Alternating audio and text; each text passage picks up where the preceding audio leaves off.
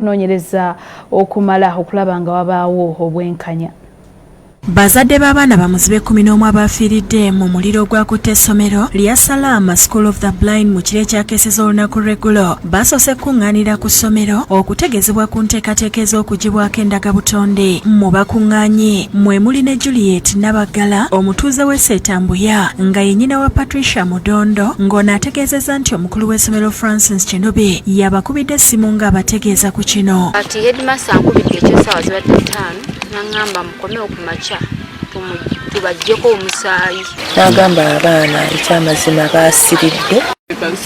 Kitutegeera kiriwo kubanga metrono okubanga asula wamu n'abaana ne batuuka okujja okusirira situmanyi yabadde ali ludda wa. Kinube ategeezezza nti oluvannyuma lw'okuzuula bannannyini mirambo gyakukomezebwawo ku ssomero gikwasibwa ab'eŋŋanda. Tulowooza nti ekyo bwe kinaaba kiwedde ebisigala bajja bikomyawo wano kubanga abazadde ffe tubamanyi buli muzadde bamukwase remains z'omwana we.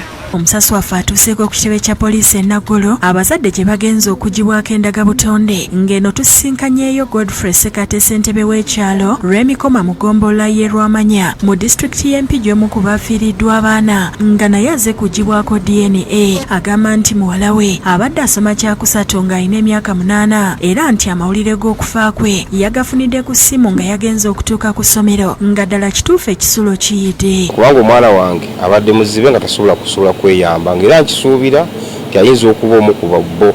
Agamba nti ekisinza okumukosa kwe kuba nti muwala we tasobodde kumaliriza misomo gye ekintu kyabadde yeesunze.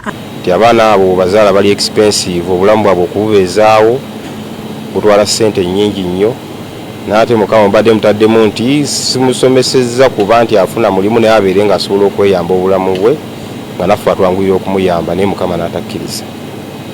Asabye abazadde okwongera okuwagira essomero lino okulaba nga liyimirirawo n'okubakwatirako okuzimba ekikomera okunyweza ebyokwerinda. Weewaawo sinza banenya nnyo ng'omutemu bwe yazze nti omuntu ng'alina ekigendwa ne waba geeti agibuuka naye wabaawo kye bayita okukaluubirirwamu nti ku budde bwali wabaawo ekintu ekikaluubiriza nti oba geeti weeri nti omuntu asobola okukaluubira obutafuna bwangu nnyo. Mu balala abazze ku kitebe kya poliisi ye Kigenyi Rogers taata wa Nalumisa Peace ow'emyaka 10 ng'ono ye abadde asoma kibiina kya 5. Ese naye nga ne metroni yakoze obulagajja kubanga kadoomu kali katono ate kaliko enzigi 2 kale kyabadde kyanguwa okusimulula obujjo obwo abaana abo ne bafuluma oba n'abataasa nga tebafudde. Namatovu Fiona ow'Ematuga nga ye nnyina wa Kalimu Shamira ow'emyaka 6 nga abadde asoma P1 n'ejjala John Baptist taata wa Mudondo Patricia ow'emyaka 15 nabo bajjiddwako endagabutonde.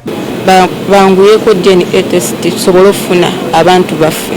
Mudondo ategeezezza nti oluvannyuma lw'okuweebwa ebisigala by'omwana waabwe bagenda kuziika kibuko naye n'asaba gavumenti okubakwasizaako kuba tebali bulungi mu by'ensimbi. Gavumenti etuyambe obuyambi otutuliza abaana baffe betugenda okuziika baba nga tubafunye. Omwogezi wa poliisi mu Kampala n'emiriraano Patrick Onyanga asabye abazadde okuba abagumiikiriza nga poliisi bwemaliriza okunoonyereza.